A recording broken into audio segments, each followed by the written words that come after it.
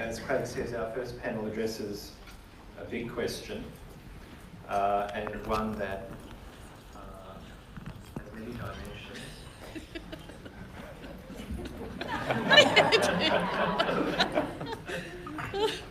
And we have a remarkably well-placed group of people here to think about it collectively.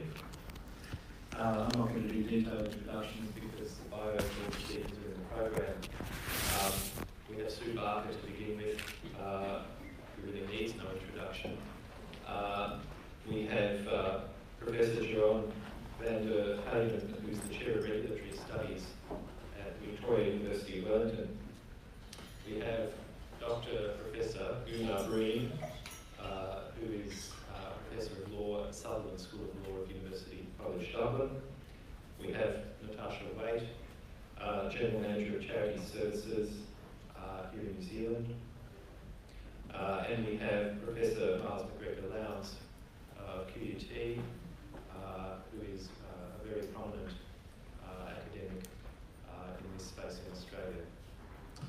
So my understanding is that the order in which our panelists are going to speak is Sue, then Jerome, then Oonagh, then Natasha, and then Miles.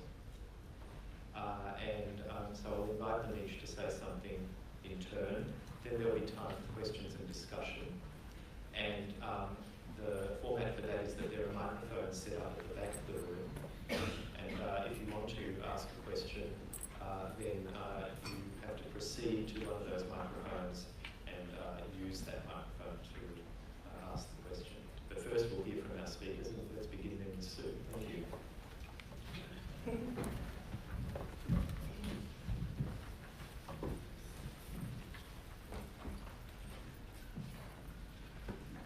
Thank you, Matthew.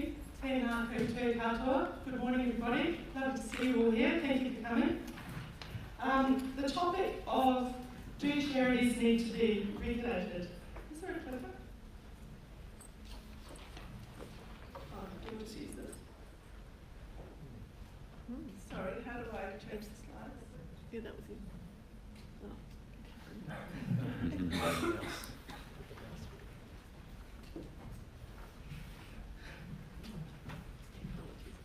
Sorry, I need some help.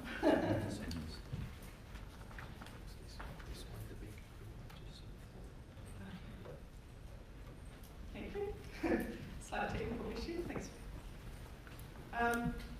Can I start with a couple of bouquets? I'd like to thank the Minister for setting this important work into motion. I would also like to thank the Minister for supporting a collaboration between the Department of Internal Affairs and myself and Dave Henderson on the community engagement meetings that are taking place around the country.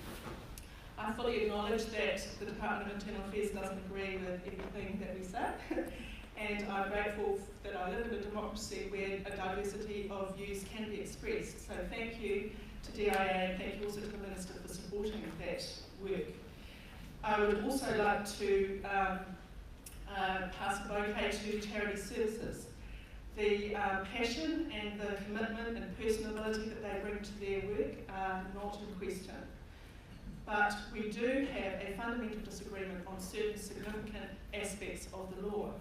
And it's really in that context that this question is arising. Those of you who were around in 2004, and I apologise to those of you who've been to the community engagement meetings, there's a slight little bit of overlap with what I'm about to say, but not completely.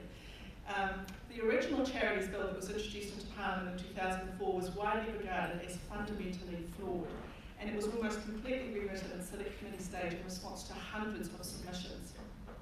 And that rewritten bill was not subject to proper consultation. The Ministry for Economic Development, as it was then, spoke with 35 selected organisations, and then that rewritten bill was rushed through under urgency with all final stages occurring on one day, 12 April 2005, 14 years ago tomorrow. And in those 14 years, the Act has also been subject to a series of amendments, which again have generally been rushed through by statutes amendment bill under urgency without proper consultation, often against the strong opposition of the charitable sector. Fast law does not make good law. The net effect is that we have an act that is full of unintended consequences. And I have spoken to the Minister about this, and he knows my views and we agree to disagree, but I don't think the Act needs to be modernised.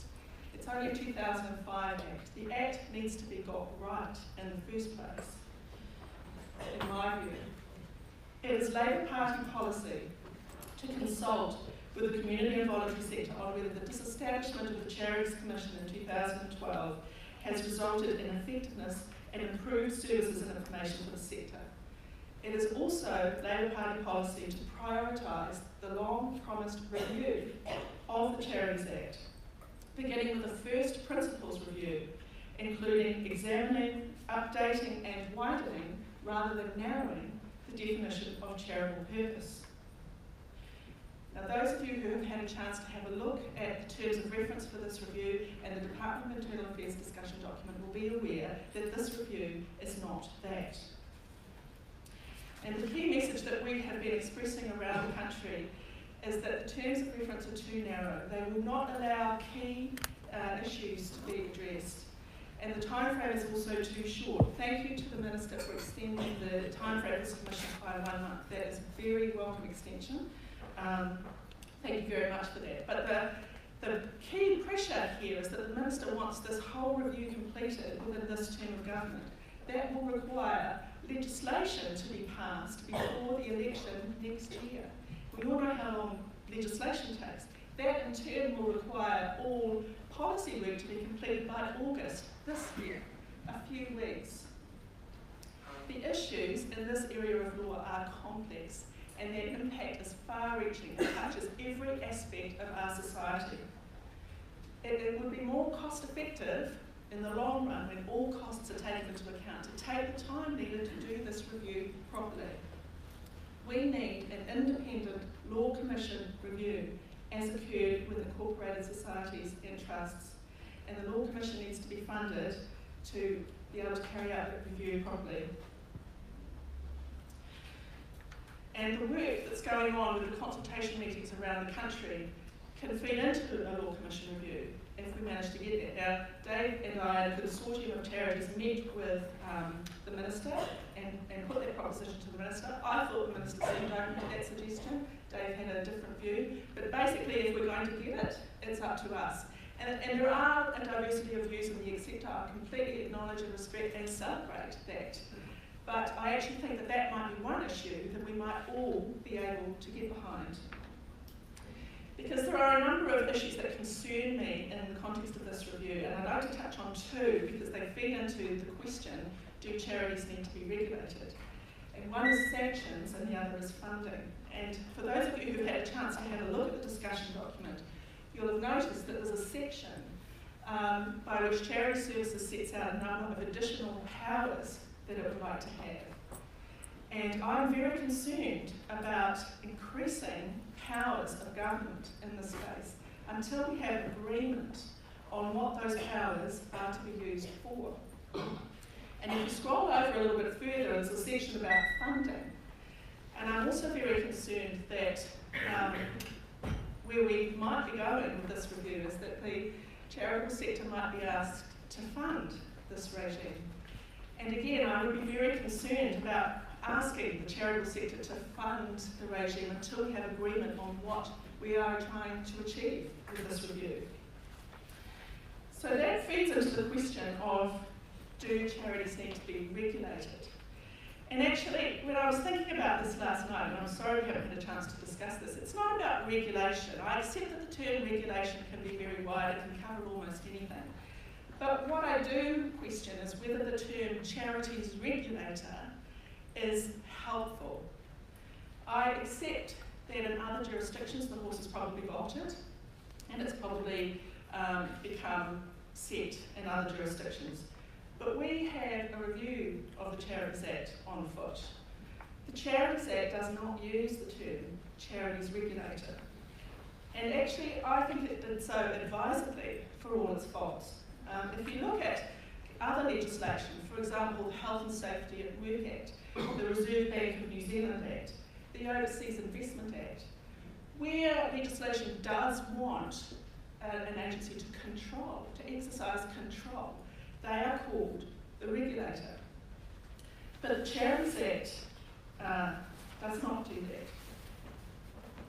Oh, sorry, wrong slide. There we go.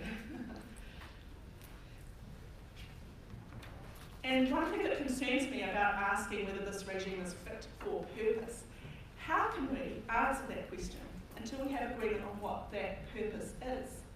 This regime is about accountability. It is not about regulation. The regime sets up a registration, reporting and monitoring regime. It allows charities to be on a register so they can make their information publicly available so that people, members of the public and other stakeholders can make informed decisions about which particular charities they want to support. The purpose of the monitoring function is to ensure that charities continue to act in furtherance of their stated charitable purposes. That is the problem the Act was trying to fix. Because if someone stood on a bucket on the street with a bucket and rented a bucket prior to 2005 and you gave money, you would not know if that person was actually acting for a charity, if the charity was bona fide, or what would actually happen to the money once you've given to it. The regime is about information. The scheme of the legislation is serious wrongdoing. It's about weeding out the bad charities, those that engage in fraud, money laundering, tax avoidance, or other activities that would affect or put at risk the reputation of the entire charitable sector. It's not about exercising power and control over what charities do or say. We don't have agreement about that, however. The current purposes of the Act I've set out there, the main ones I want to focus on are A and B. To promote public trust and confidence in the charitable sector and to encourage and promote the effective use of charitable resources. These were not purposes of the original legislation. Originally they were functions of the Charities Commission, because the charitable sector thought if there was adverse comment in the media, the Charities Commission might be able to speak up on behalf of the charitable sector in order to not have public trust and confidence undermined. But when the Charities Commission was established in 2012, those functions were bumped up to purposes. No consultation, rushed through under urgency. We've actually never had a proper look at whether these should be the purposes of our legislation. And in that context, I would like to share with you a quote. I know you're not supposed to do this, so I'd be grateful for your indulgence. It's a review of this book, which is edited by Professor Miles McGregor-Lowes, who I'm honoured to say will speak shortly. This book compares the charities law frameworks of 5 jurisdictions, including New Zealand, and I recommend it to you particularly in the context of the review. But John Tyler from the U.E. Marion Kaufman Foundation said these, which perfectly encapsulates, I think, the concern I'm trying to express. It seems to me that the sector's affirmative purposes and roles and contributions to their respective societies should precede regulation thereof. And I think that's critical, because the importance of the charitable sector, the fact that it's the glue that holds our society together, somehow seems to have got lost. Somehow the charitable sector seems to have become seen as a fiscal cost, something to be reduced. Stated differently, why increase public trust and confidence? Why pursue effectiveness and accountability? A prerequisite should be ensuring that respectful boundaries protects against harmful regulation and regulators infringing on or interfering with the fundamental roles and purpose of the charitable sector. Without that grounding at the forefront, there are non-tenuous risks that the charitable sector is perceived and regulated as if a loophole, or as a means for government abdicating its responsibilities or using the sector to address fiscal deficits. It may be that regulatory purposes of ensuring effectiveness and accountability threaten to morph into overreaching exercises of governmental power in the name of enhancing trust and confidence. And that is exactly what I'm seeing in my practice. And it's not just about charities running businesses, it's not just about charities advocating for their charitable purposes, which are 2 of the issues that are discussed in the discussion document. There has been a purging of sporting organisations throughout New Zealand. really good sporting organisations, well done, doing great work in their community. They have done nothing wrong, but they've been deregistered because of changes in jurisprudential interpretations of the definition of charitable purpose, plunging them into goodness knows what uncertainty and chaos as a result of the deregistration. But it's not even limited to that. It's economic development, it's social enterprises, it's member organisations. There's a whole host of areas where I'm seeing this in my practice, which is why I think it's so important that we address the fundamentals of this regime, and that is problematic because that's outside the terms of reference of the current review. At what cost? Namely, in order to have an ever-present policy and regulatory question about the sector, especially with regard to intangible non-financial costs to common law, rule of law rather than law of power, and other contributions of the sector to society. And that point about rule of law is important. I'm seeing charities that meet all the legal requirements for registration being declined registration. And in my view, if we had proper checks and balances in the framework, that would never be able to happen. Now, I'm aware that I'm out of time, so I might just skip through some of the other things I wanted to talk about. But instead of, I guess my concern is that the term charities regulator is perhaps encouraging overreach. If you look up the term regulator in the dictionary, it's all about command and control. And I'm wondering, in the framework of trying to get a better balance that we can all live with, if perhaps that term is not helpful. Perhaps we could have another term. For example, a monitoring agency. Charity services are there to monitor charities to check that they continue to act in furtherance of their stated charitable purposes. A registrar. Charity services runs a register, like the registrar of incorporated societies. The supervisor, they use that in the anti-money laundering legislation, perhaps that might work, an oversight body, an administrator. Or what about an eponymous term? Why not just call them charity services? Or if it's the Charities Commission, the Charities Commission. I'm simply asking the question, is the term helpful in New Zealand? Is this a term that we want to adopt here?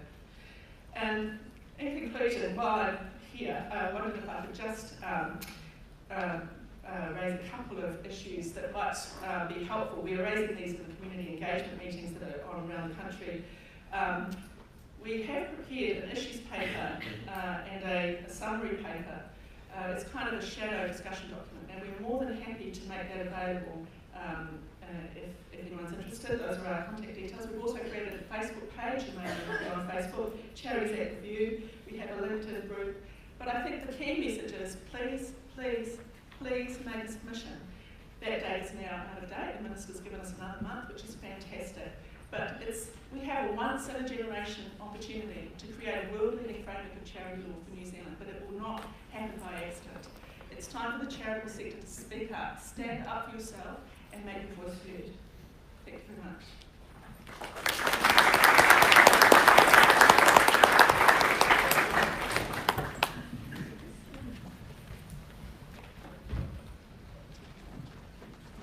Thank you very much, Sue. I'll invite Joanna to kind of address you now.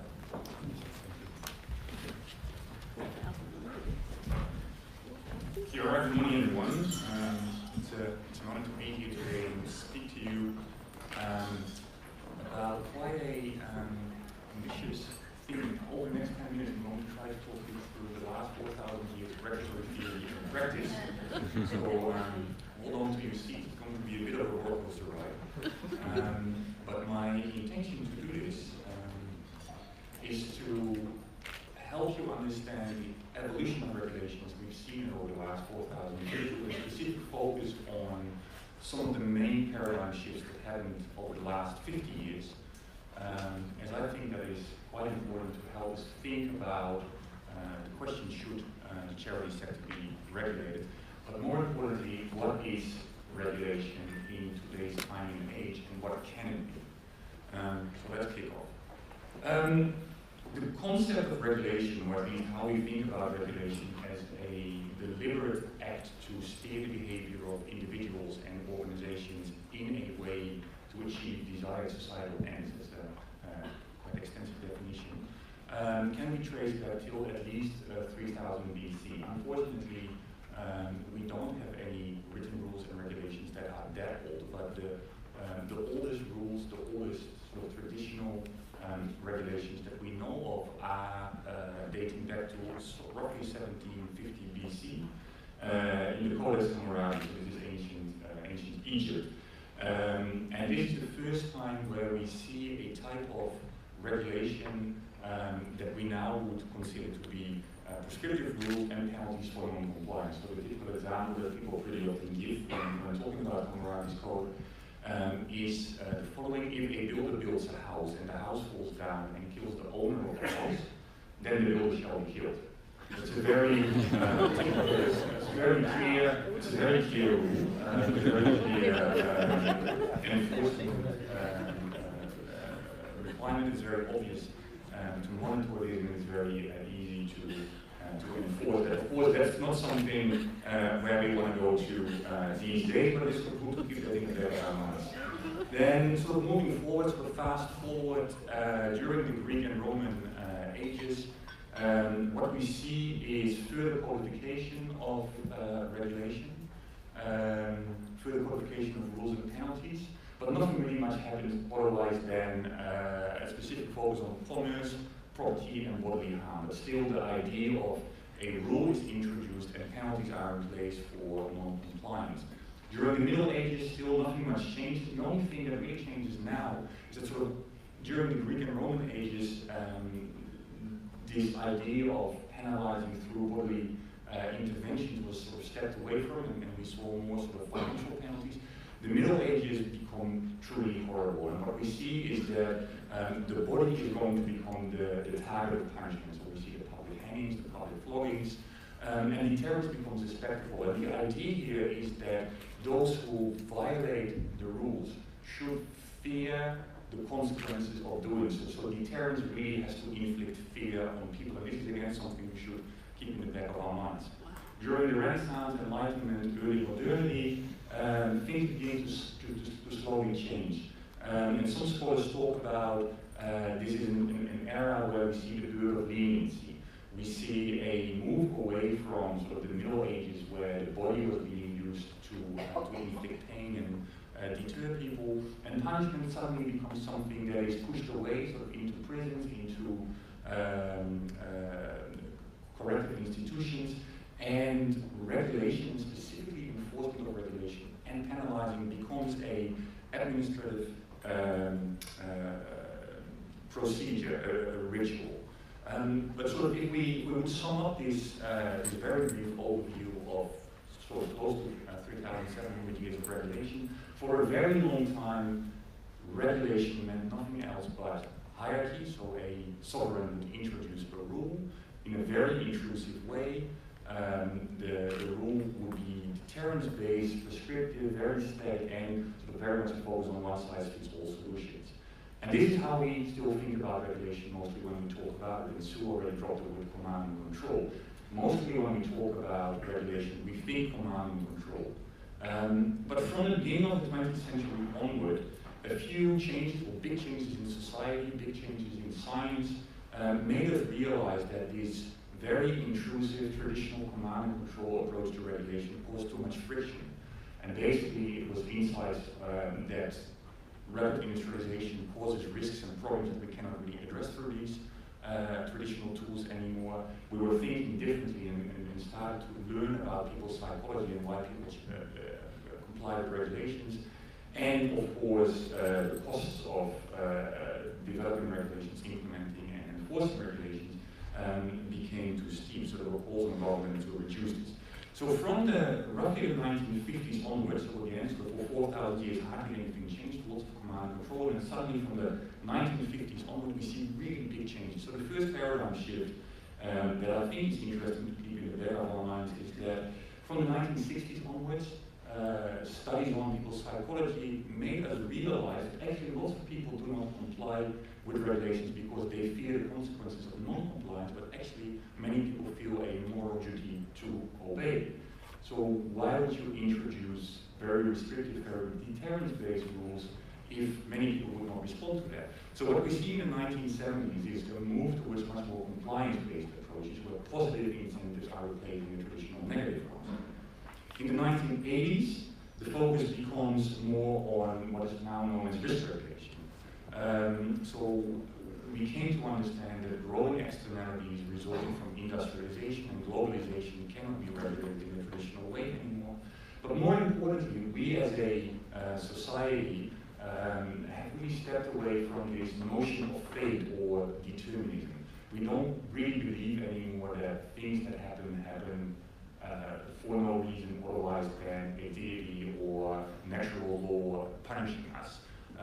We really believe in a makeable future, and if you have a makeable future, you should also be able to reduce the risks in going there. And at the same time, there was a call on government to become much more cost effective, so sort of new public management that is known in the academic literature. So in response, government started to think about how can we allocate our regulatory resources in the smartest way. And they began to map risks and try to regulate the highest risks first, and then slowly move on to lower risks.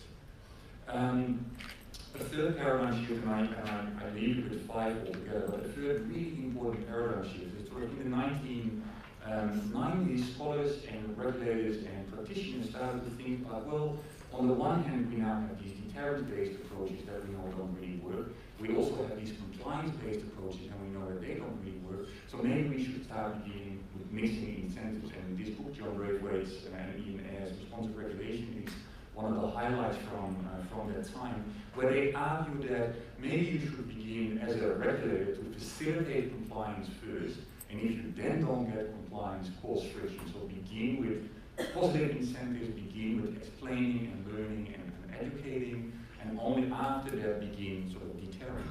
And in this model, the Wall Street level bureaucrats, so those people who are directly engaging with those who are regulated, become really important in achieving regulatory compliance. So a big change again. Another change that we've seen sort of starting in the 2000s is that suddenly we don't believe that much anymore in the traditional model of rational behavior, rational actors. So the idea that we would all behave in our own self-interest, that we have the information needed to make rational decisions and can process it. So insights from behavioral sciences, behavioral economics, psychology, make us understand that a lot of our behavior is actually driven by sort of irrational biases and heuristics, whereas traditional regulatory tools focus on rational behavior. So what you see happening sort of since the early 2000s is that rather than forbidding choice or limiting choice or steering people's choice through command and control strict prescriptive regulations, we move much more to facilitating choice, so helping people to make choices that are in their own best interest. So again, a massive paradigm shift. And then last but not least, starting in the 2010s, all around the world, also here in New Zealand, governments begin to think about, geez, if we look back 50 years now in time, we see all these big paradigm shifts in regulation. We now have a range of tools, we have a range of regulatory acts, but how to bring this together? So calls for systems thinking begin to emerge, so rather than regulating issue by issue or regime by regime, we start thinking about how can we ensure horizontal coordination, should we involve those who are regulated in the development and implementation of regulation, and should we not continue to update and review our regulatory system. So here in New Zealand, this is referred to as regulatory stewardship. In the UK and the EU, they talk about a better regulation initiative. So that then, in a nutshell, for 4,000 years, we were thinking about regulation as command and control, and that memory is still around. Whereas if you look at the last 50 years of regulation, suddenly lots has happened. Less hierarchy, more collaboration, more mixing of incentive, and so on and so forth. And why this happened is basically that governments really have responded to move away from causing regulatory friction and provide regulatory facilitation. So in the last minute that I'd like to talk to you, I will also focus on this question: should charities be regulated? Well, I guess you can expect where my answer will be. I would argue that regulation has become a very specialized trade, a specialized area of work. For good regulation, we need regulatory experts, those who understand the specific topic, but also generalists who understand the regulatory systems. We need a regulatory profession. We need a holistic understanding of regulation and really think about a lot of things, including the ethics of those involved in regulatory issues. So coming back to that question, yes, from my point of view, any area, including the charity sector, needs to be regulated, simply because I don't think we can longer say that regulation equals command and control. Regulation is much more these days. The question, of course, is, and this is where I totally agree with this conference and hope that it's also about these kinds of things. The question is, of course, is the New Zealand government, or any government for that matter, capable at this point in time to regulate the charity sector well, given the regulatory challenges that we face? With that, I'll leave it to the next speakers. If you have any questions on regulation or these kinds of things, please get in touch with me, and thank you for your attention. Cheers.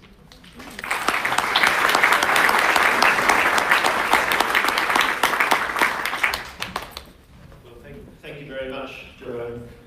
That was a tour de force that only comes from years of deep learning experience. So thank you. 10 minutes, it's going to take us through 4,000 years. So I can set the benchmark now for Oonagh, who's up next.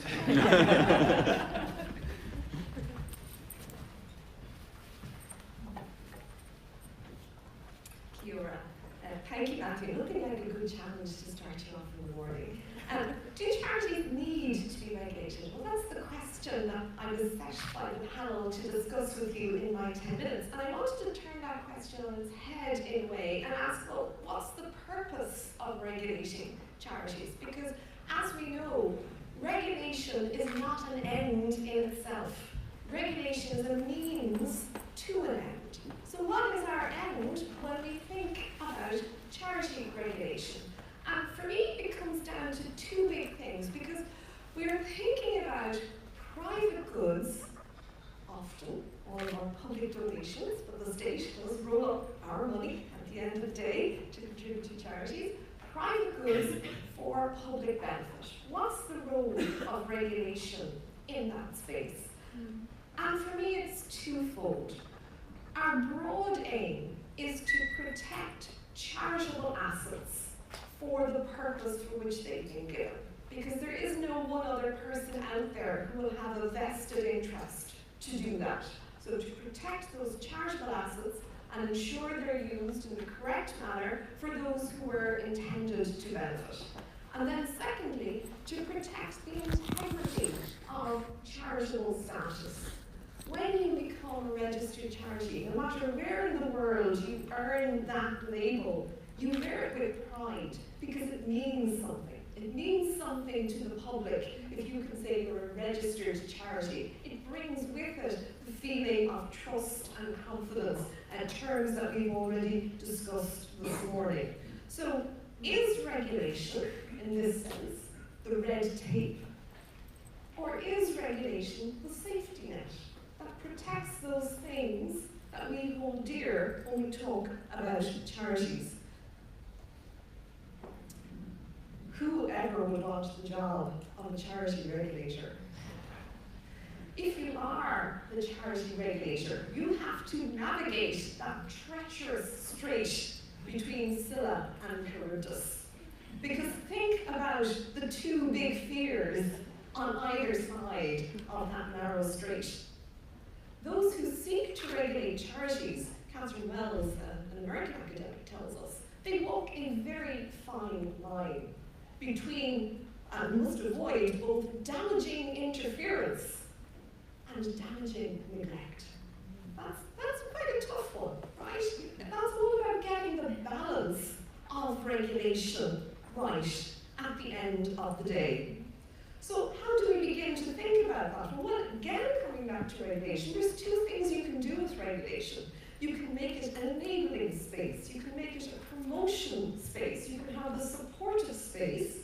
But it can also be the preventive, the constraining, the thou shalt not do space. So regulation can go in two different ways. And when we think again about charities, what are the tipping points for us in this regard? When we think of it in terms of functionality.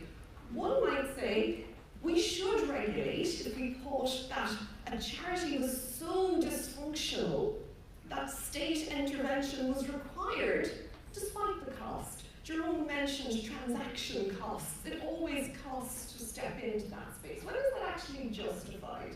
That the harm caused to charities or to society is so great that we should jump in.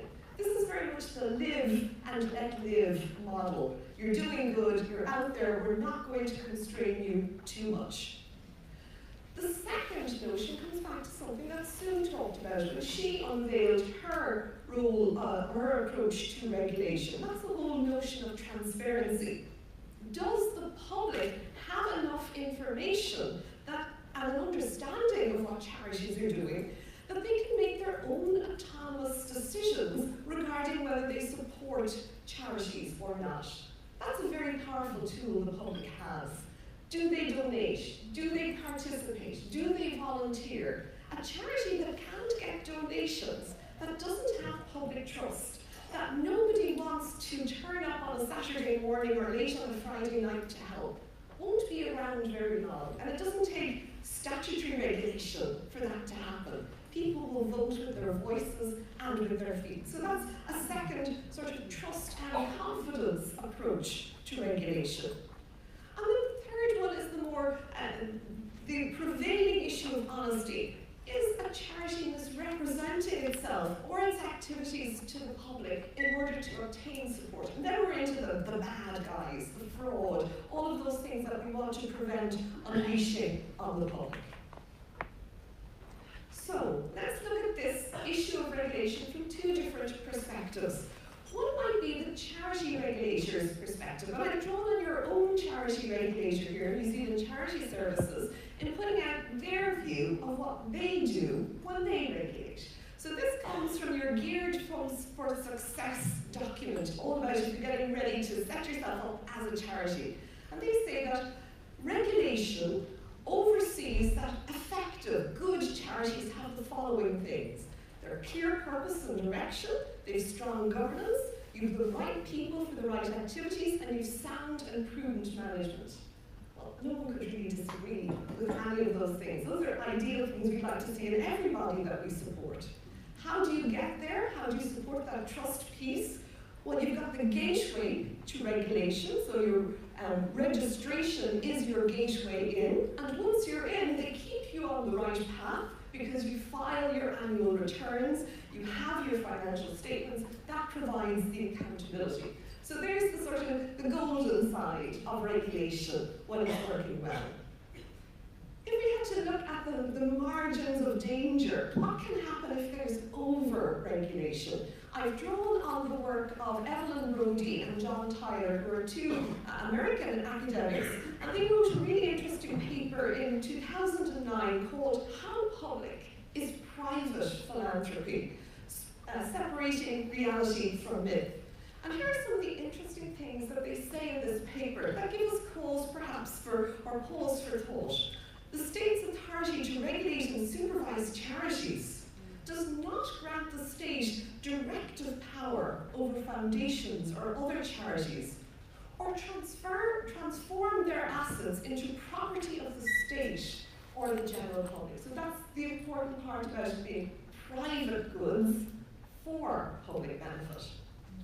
Secondly, they point out that whether the fact that the foundations and other charities have public purposes, and neither the fact that foundations and other charities have public purposes, nor the fact that they are subject to the Attorney General's parent patriotic powers, supports a claim that these organisations must serve the same ends as those of government, or that government may unduly intrude in their governance and other decisions. So at the end of the day, Brody and Tyler tell us that private parties do have this authority to determine the charitable purposes that particular foundations and other charities pursue. So that's recognising the balance between over and under regulation. So where does that leave us then when we talk about the main question here? Do charities need to be regulated? Well, it always, as a lawyer, comes down to context. okay, it's what is our context for this question?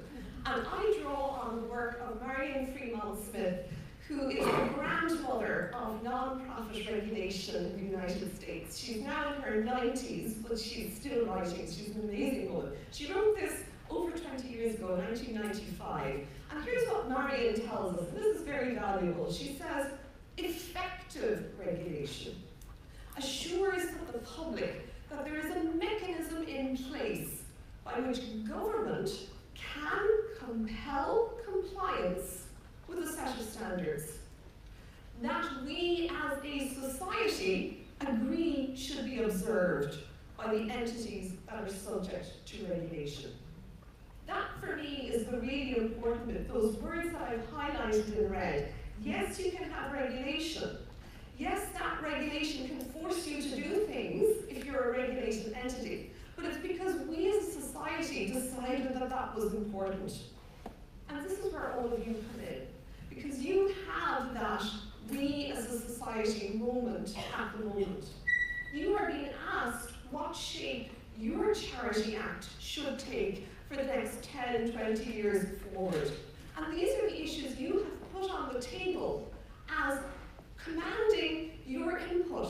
What should be the approach of regulation to each of these headings? Advocacy, charitable trading, appeal rights, registration and compliance, obligations of charities, the powers of the regulator, and Maori issues, how that affects your EA charities. All of those issues are on the table because you think they're important. Look at the issues you've left off. These are the issues you have not put on a table. And I'm not clear as an outsider, but I'd be really interested to know whether it's because you all agreed that these were not important issues, or whether this is a conversation that you're going to have at a later date. So, for me, when it comes to regulation, it is a triumvirate of scrutiny. The state cannot be the be-all, the end-all. It cannot regulate, nor should it regulate everything. We need that connectedness of state regulation, the public scrutiny of those they support, and charities peer supporting others through self-regulation, watching out, following good practices from each other. That is so important because it links back to the two things I said at the start. The notion that our broad aim is to protect charitable assets and to protect the integrity of charitable status. And at the end of the day, we all have a responsibility around the stewardship of those assets. Regulation is just one of the tools that we use to get there.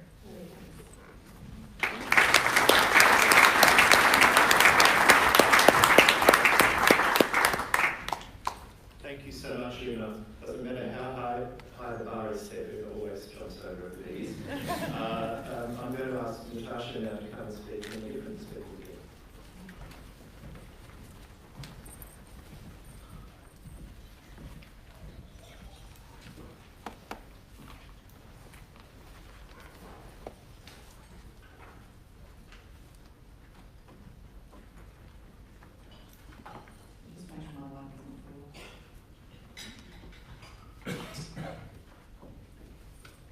Mai oha ki a koutou katoa, kua whae wā ki te taupuku I tēnei kaupapa. Ko te tari taiwhenua te tari, ko au te kaiwhakahaere o ngā rātonga kaupapa a te whae, ko Natasha Wai tōku ingoa. Tēnā koutou, tēnā hoki tātou katoa. I'm Natasha Wai, as I've been introduced, General Manager for Charity Services, and I'm really pleased to be here today to talk about these really important issues for charities in New Zealand. So, do charities need to be regulated? Yes, they do. But what else was I going to say? New Zealanders want transparency in the charitable sector and associated accountability. People want to know that the money and time they donate to charities is used for the benefit of the public. Protecting charitable assets is how Oonagh described it. The government wants to influence the behaviour of charities to ensure that there is transparency, largely by requiring and supporting registered charities to file annual returns, but also by providing for the investigation of charities when things go seriously wrong, and they sometimes do. It doesn't really matter if you call that regulation or not. If you want charities to report, and for someone to make sure that they do, I'll be frank, we don't live in a world where all New Zealand charities will report just because they feel like it. And if you want serious wrongdoing to be investigated and those responsible to be held to account, you want a regulator. The vast majority of individuals and groups working within and with the charitable sector in New Zealand have the honest and good intention of making New Zealand better for New Zealanders.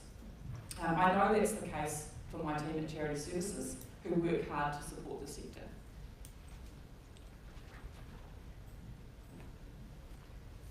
Our vision at Charity Services is for a well-governed, transparent and thriving charitable sector that has strong public support. Together with the Independent Charities Registration Board, we are the charities regulator in New Zealand. For any sector to operate successfully in New Zealand or thrive, the trust and confidence of those who support it and rely upon it is essential. Last year, the charitable sector, that includes members of the public, was responsible for donating over $4 billion to registered charities. They also volunteer for over 1.5 million hours every week. For a country of our size, those numbers are phenomenal, right? Regular surveys have been conducted here and overseas into what is behind or what drives public trust and confidence in the charitable sector. These survey results show that one of the key drivers is the public knowing that charities are registered and that they're sufficiently regulated to ensure that they benefit the public. Trust and confidence is therefore not just about the sector and how it operates, but it's also about the system as a whole. In my view, an important question to keep in mind is, what does the public think? What do they want to see in relation to the valuable time and money they give to charities every day? And their voices are often missing from the debate. A regulatory agency, as you can see there, is defined quite widely, as Sue mentioned. The question posed for this session is whether charities in New Zealand should be regulated, but they currently are. Professor Uren gave you the broader context around what regulation is and has been over time. But in short, here in Aotearoa, the government has set out some clear expectations for agencies that work in the regulatory space. These expectations define the term regulated very broadly, including agencies that have a role in monitoring and administering a regulatory system. Charity Services is part of an International Charities Regulators Forum, where we met last year. The forum included Scotland, Ireland, Northern Ireland, England and Wales, Australia, the United States, Singapore, and for the first time, Jamaica. And we do call ourselves regulators because we are. The word regulator isn't in every piece of legislation setting up these groups, but where government is trying to influence the behaviour of a group through a set of rules, that is regulation. One of the advantages of being classified as a regulator is that we fit into the broader government strategies that underpin regulation, including being responsive to the community and thinking carefully about how we work as a system to support the broader community. Our role at Charity Services is to implement the legal framework set by Parliament and developed and interpreted by the courts. Most of our decision making is delegated to us by the Independent Charities Registration Board, but any novel or contentious issues always go to the board, and our functions and powers are set out under the Charities Act. The purposes of the Charities Act, including promoting public trust and confidence in the charitable sector and the effective use of charitable resources. All of our functions, registering charities, encouraging and monitoring compliance with reporting requirements, supporting and educating the sector, and investigating possible breaches of the Act or serious misconduct relating to charities. All of this is carried out with those in mind. My staff and I have been at the Charities Act modernisation workshops, and we've been engaging with the sector user group for some time. I hear some concerns in the sector about our regulatory overreach. That is, that we're too focused on compliance, and that there is disagreement between us and some in the sector about what we're trying to achieve. I want to reiterate that we are here to carry out the functions as set out in the Charities Act. We do this in good faith, guided by the board, the legal framework, court judgments, and the government's expectations of us as a regulator. We apply skill and considered thought to our work, which for our registration team involves a really complex area of law, which many of you are quite aware of. We do have the capability to carry out our role. I'll just give you an example, a random sample of the decisions we make in the registration space are reviewed each year by an academic who is a specialist in charity law, and we get 100% in terms of our correctness of the application of that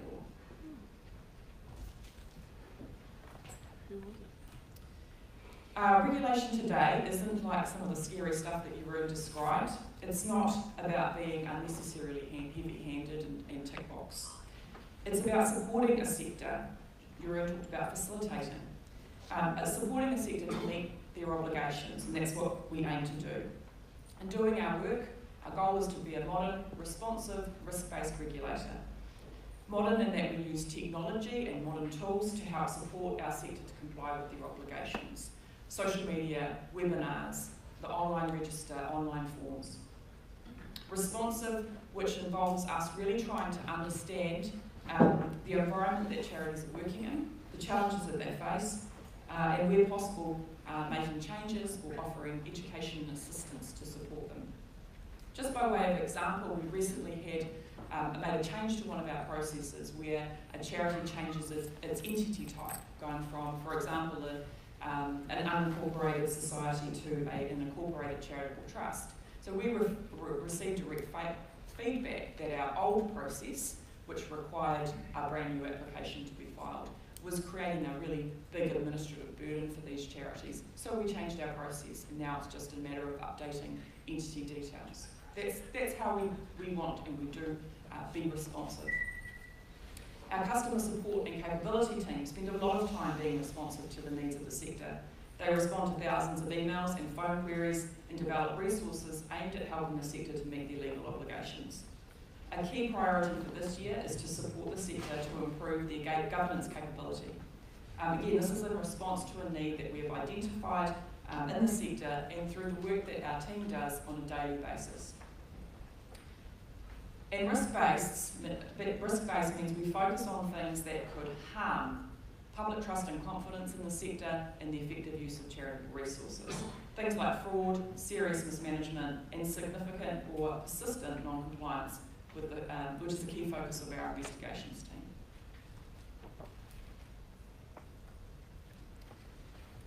The current Charities Act modernisation project is a fantastic opportunity to examine the role of the regulator being carried out by the department's policy group.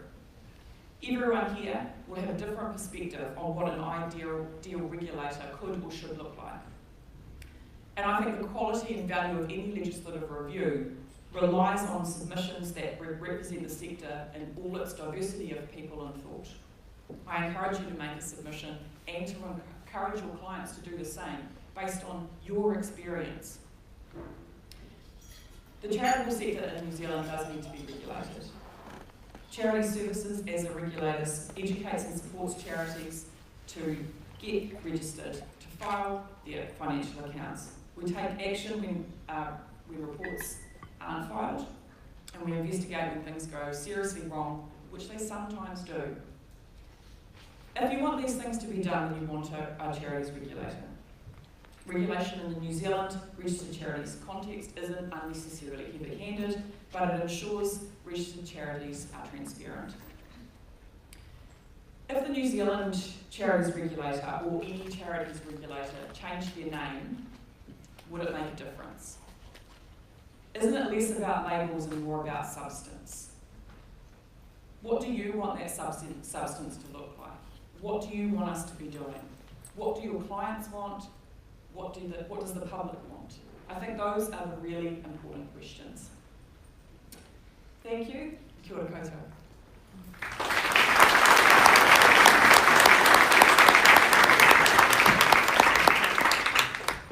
Thank you, Natasha. As you were speaking, I was thinking about just how great it is that in conversations about whether charities should be regulated in New Zealand, we have exchanges between the regulator itself and academics and members of the sector and professional advisors and so on. We shouldn't forget how valuable that is, that the regulator is here and participating in the events of today. Now that brings me to our last, but certainly not our least speaker, Miles McGregor-Lowndes. So Miles, would you like to come and take the podium?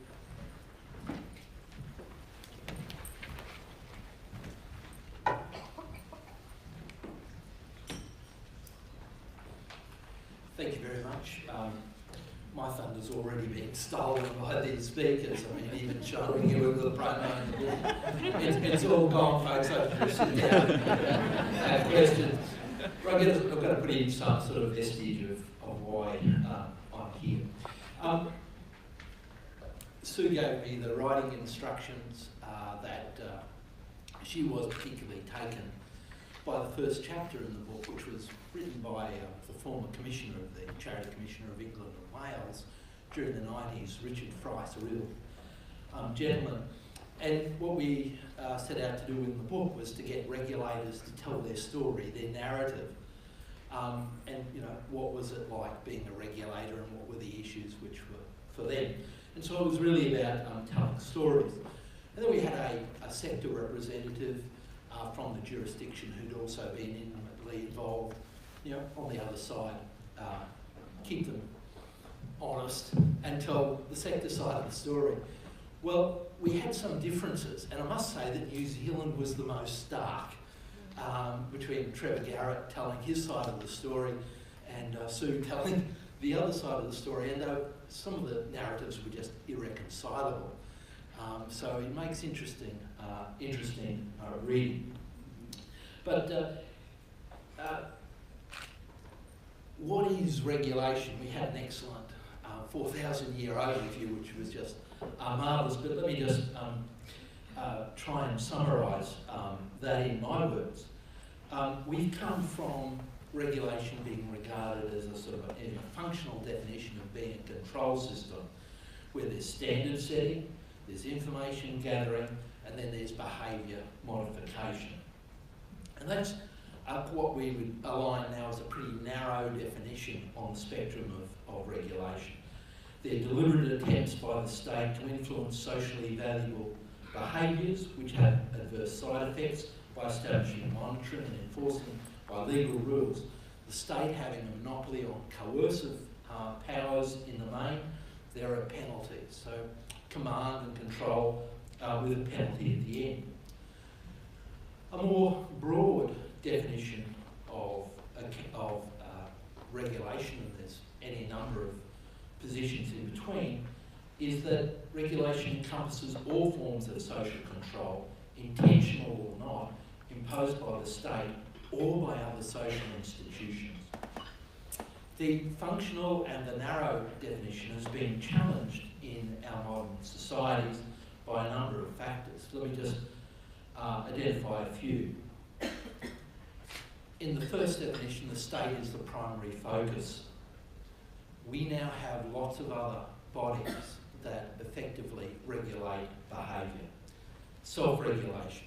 And Oonagh edited a marvellous book called Regulatory Waves, which did a comparative analysis around the world of self-regulation in the non-profit sector. And that's just one other type of tool of regulation. We have the media. When I talk to charities in Australia, who do they most fear, the ACNC or the media?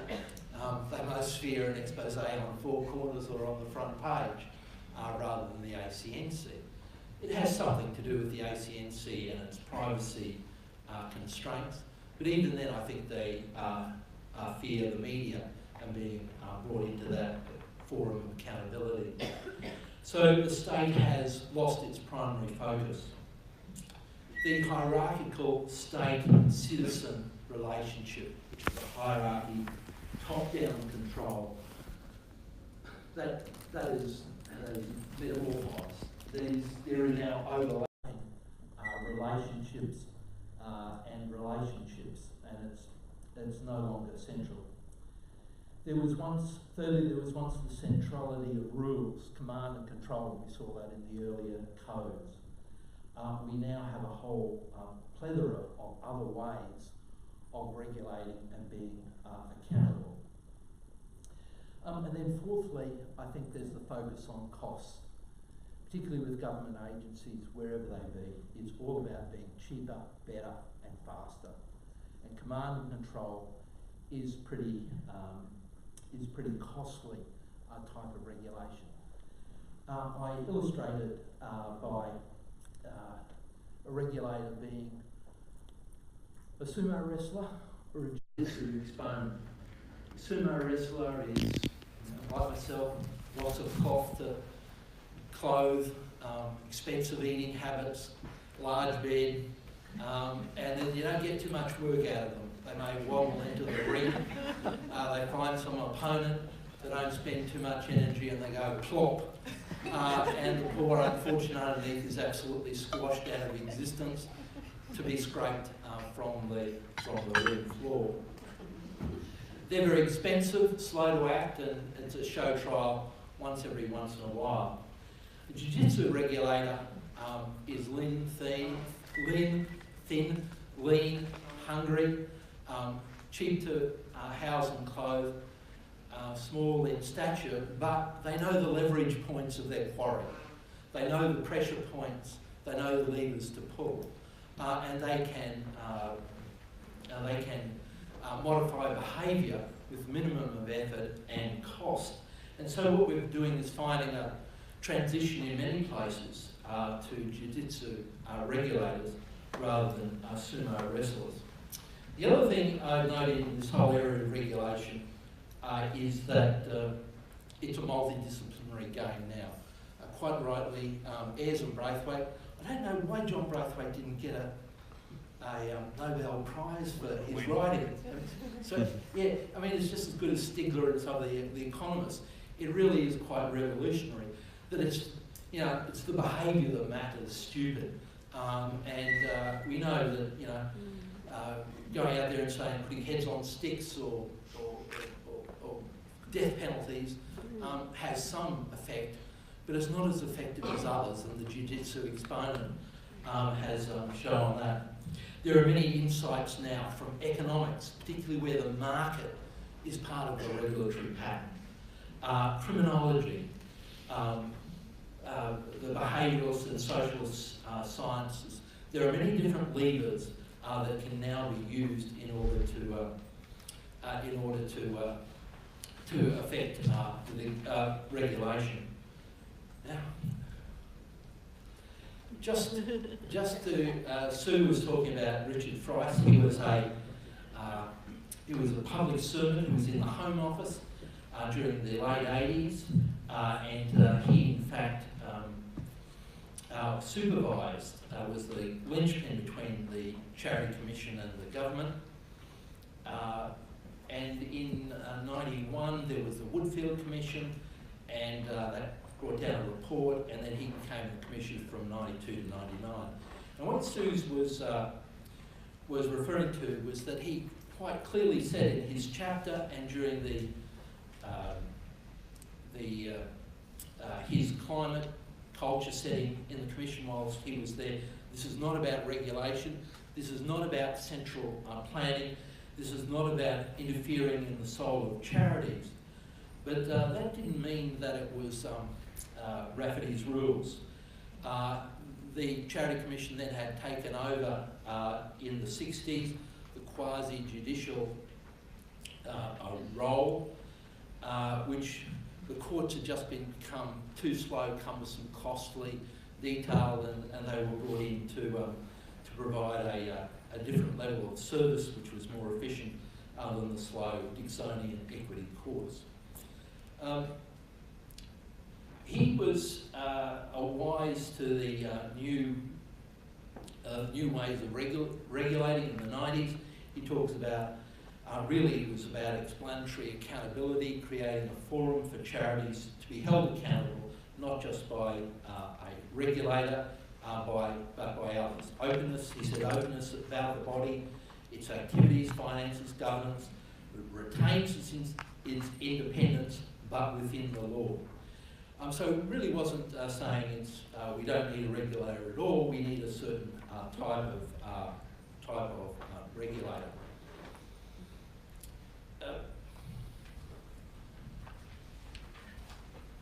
Here we have Ayers-Braithwaite regulatory pyramid, and the ACNC at its very foundation, in its first regulatory statement. Valerie Braithwaite, the partner of John Braithwaite, helped define that regulatory pyramid. Basically is that to change behaviours, you've got to have the right attitude, the right levers to where the poor opponent or client is at. So at one level it is education, at the top where people are just not listening, and there are real antisocial problems. There are coercive powers. But what regulators have is I can go back. Yep, has a range of tools these days to exercise in getting people to change their behaviours. And there's Braithwaite set out some of the tools. There's self-regulation, as I've said, that Oonagh has said. There's co-regulation, there's hybrid regulation, there's market, there's modelling behaviour. I think this is really important by regulators. They model the behaviour that they want from the regulatees. So if they're not accountable, if they're not transparent in their annual reports, if they're not transparent when they're called to account, it makes it difficult because people can smell hypocrisy at a long distance. And those are the examples of the new way of pulling levers. So the real trick of regulators is to pull the right lever at the right time for the right group of people. It's no good going to tickle the big commercial banks in Australia, as certain royal commissions have found. It doesn't work. You've got to go to the top of the tree. The other thing that I'll just quickly mention here is that the Ayers and Braithwaite does have some downsides. It's not all upside. Because you are, they would ask you to be close to your quarry, to your opponents, that you will often come from the sector and there'll be a revolving door of agencies. It does promote capture. That is, the regulator becomes captured by the sector and used for its purposes, and corruption. And they are two quite serious issues that you want to be very wary of setting out any regulatory regime. Finally, I'd like to close with, this, I got this off the internet, I can't quite, Gary, have you seen it before? No. Okay, it was circling around at Australia Day. In Australia, the ACNC has become famous for telling people to swim between the flags, and particularly in relation to political advocacy. They say, you know, you've got the freedom to do things, but provided that you swim between the flags, and we've said where the flags are, if you can find them. It's a metaphor, and I think in one sense it's been a great metaphor, because in Australia everybody knows that, you know, when you're talking about swimming between the flags, it's about charities. But I'd just like you to look at this metaphor in a different way.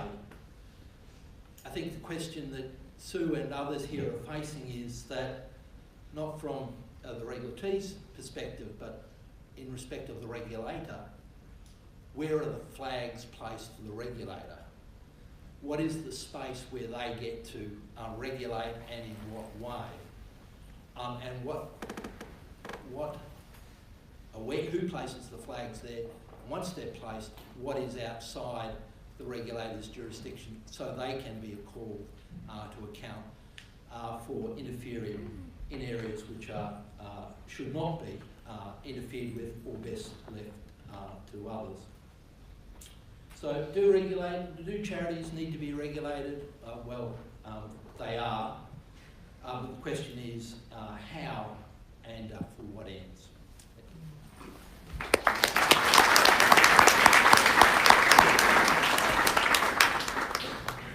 Thanks very much, Miles. You've given us now 2 vivid frames of reference for thinking through some of these questions. One is the sumo or the jiu-jitsu. The other is the flags. So I expect we'll be coming back to those concepts throughout the day. Now,